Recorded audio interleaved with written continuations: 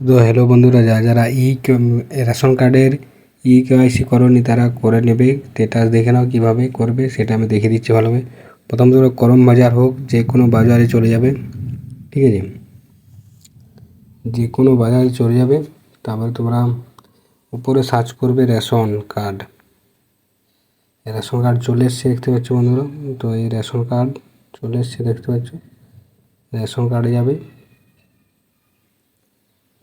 নেটটি on নেই তার জন্য এটা দিল। তো রিফ্রেশ মেরে দেবো, দেখতে পাচ্ছ রেশন কার্ডে সার্চ করবে সবাই।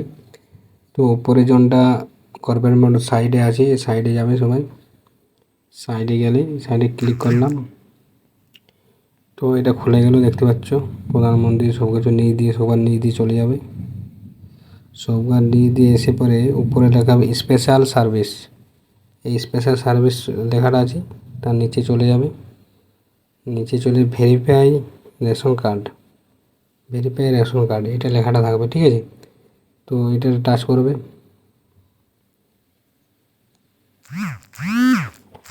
টাচ করার পরে দেখতে পাবে খুলছে।